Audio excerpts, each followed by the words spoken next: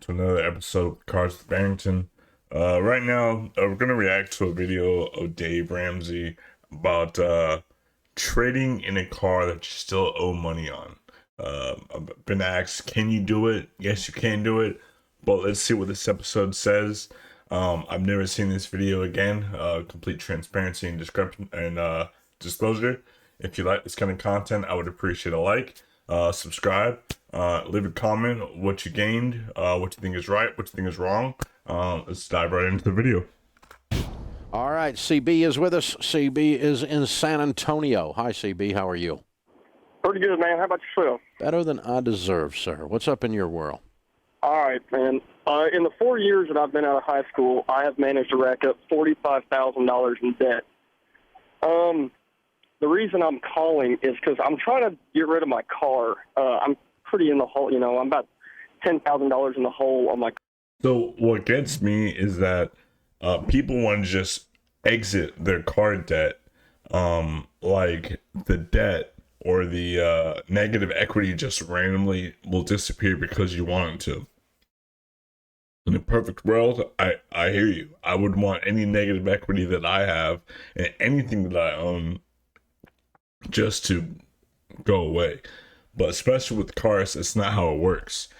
The best way to avoid this is to make sure you understand the amount that you're financing, the interest rate that you're financing with, and how long the term is, and then of course your payment.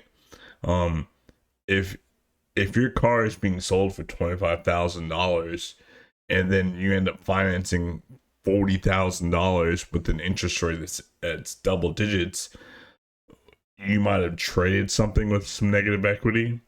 At the end of the day, the biggest thing that's going to contribute towards your negative equity is the high interest rate. But that's getting into a whole nother topic alongside with this topic. But let's see what goes on in this video. Car, I think I could sell it for 25, but I really don't. Like, what happens with the money that's left over? You know, once you sell the car. What do you? So before he answers, what I think this caller is asking is he could sell his car for $25,000, and I think this is eclipsing pretty much what I just said. Say he owes $35,000. That $10,000 of negative equity, or that balance, that unpaid balance that still would be left, you have to pay it. You have to fulfill it. You have to satisfy the loan. Yeah, you can sell your car for $25,000, but the car is not worth the loan balance that you have on the vehicle. And again, a couple things that contribute to that is negative equity, high interest rate, excessive driving or putting a lot more miles on the vehicle. There's a whole list of scenarios that might come into play that should tell why you have negative equity. But we don't have the full picture yet. He thinks he could sell for $25,000. Let's see how much he owes, and let's see a little bit more of what's going on here. Make a year. About 70,000.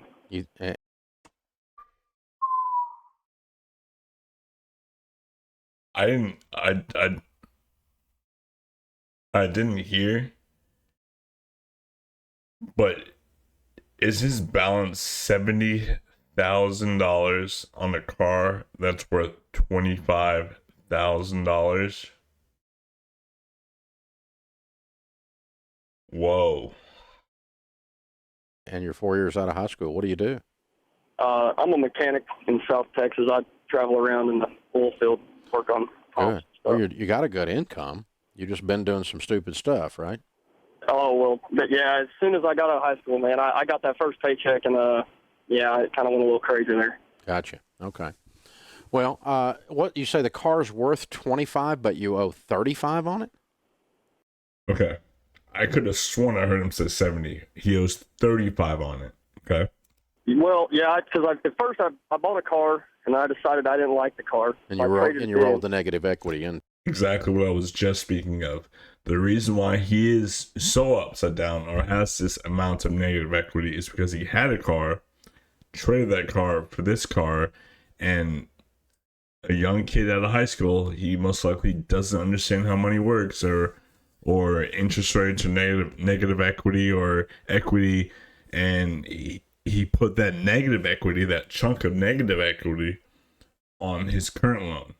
So now, just because you owe $35,000 doesn't make the car that you have now worth $35,000.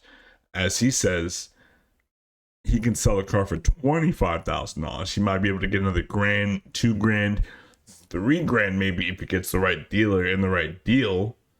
But that is why he is $10,000 upside down. Let's see. To it, yeah. Yeah, and then I got another car, and then I said, well, I don't like this one either, and I traded it in, and this is the car that I'm on now. So Wow. I kind of So he traded 2 cars. racked up onto it, you know. So most of the stupid's been around car trades. Yes, sir, pretty much. Yeah. So have you learned your lesson?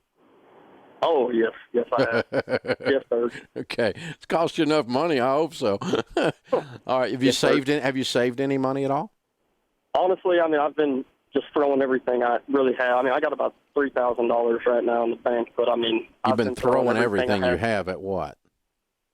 Well, I had a motorcycle before, and I just recently paid that off last week. What's it worth? And it's worth about $5,000. Okay.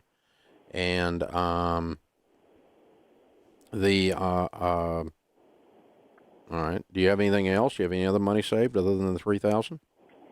No, sir. I mean, just retirement plan and everything, but that's about it. I mean, $3,000.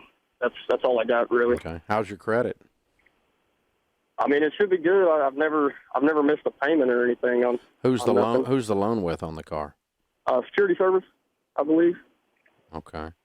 Never heard of them. All right. Well, here's the thing. We have to have the $10,000 because the way the transaction works is if I'm buying the car, I give you a check for $25,000, right? Yes, sir. Correct. And then you have to give the car company or the security services people a check for The lender is what he's referring to. $35,000 in order to get the title to give to me. Yes, sir. You follow me?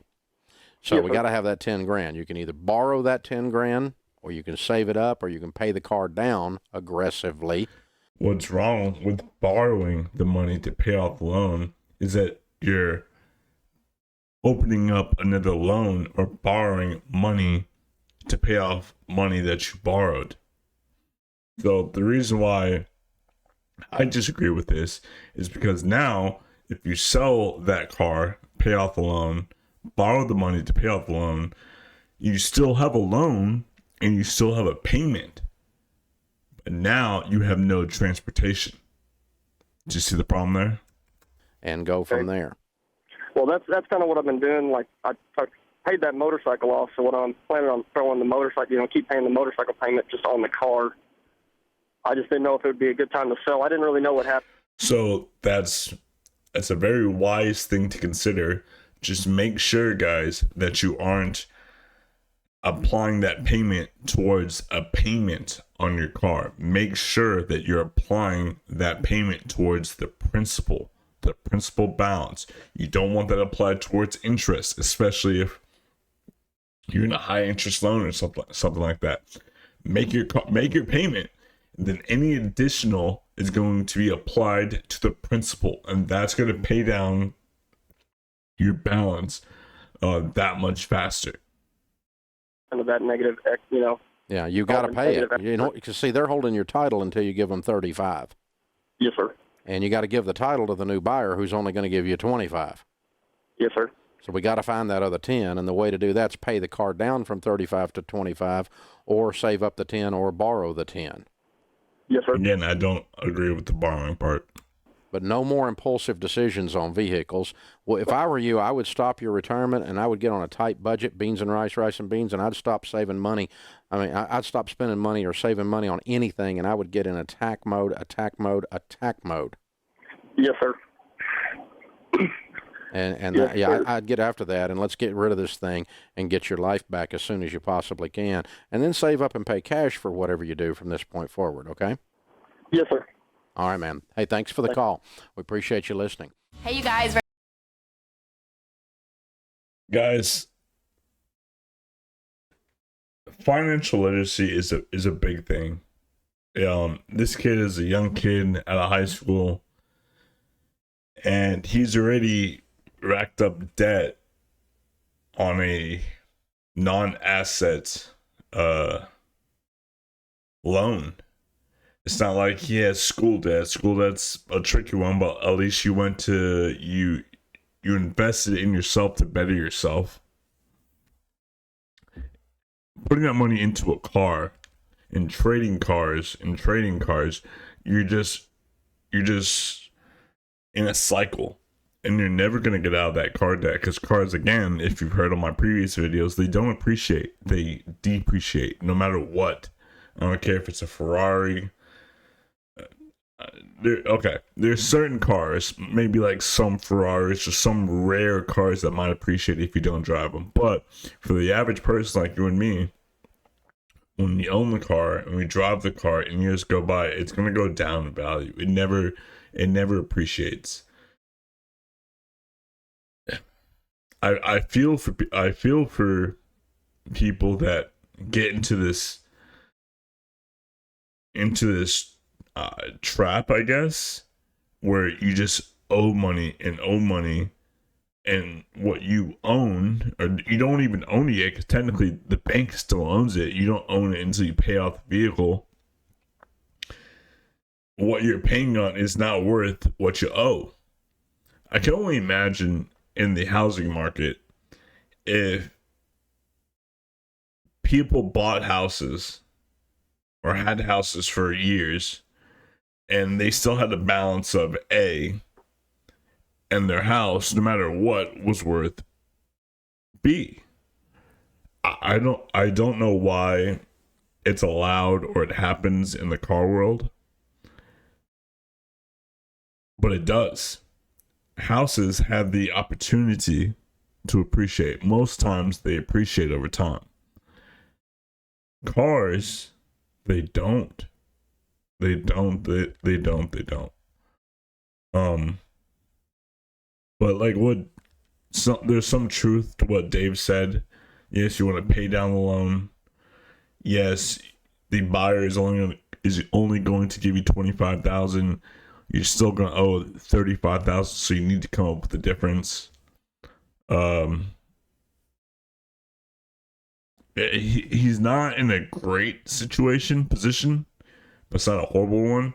The only thing that I would say that I disagree with this is I wouldn't sell the car and get another loan to pay off the car, because you have no mode of transportation unless he's going to ride his motorcycle the entire time.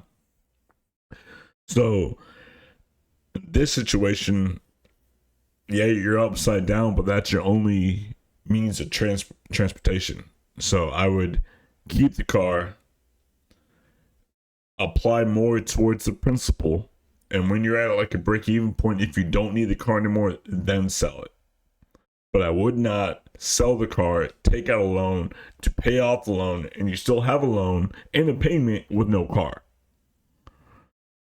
Guys, it's a crazy world out there. Financial literacy is not taught to 98% of the country. I know my handle here, my title here is Cars with Barrington, but I love financial literacy. I love helping people better themselves and better their situation, their family, better their financial IQ. I'm not certified. I'm not a professional.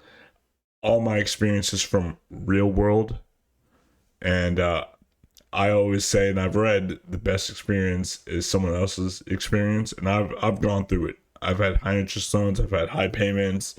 I've lost money. I've made money. So I just want to spread the knowledge that I have, and hopefully it helps one person today, another person tomorrow, whatever. But thanks for watching, guys. If you liked the video, I'd appreciate a like. If you have something to say, I'd really love to hear your thoughts. I appreciate the comments.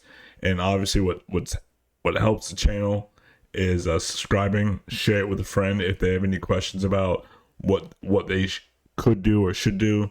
But again, thanks for stopping by. You'll see me in the next video, guys. Have a good one.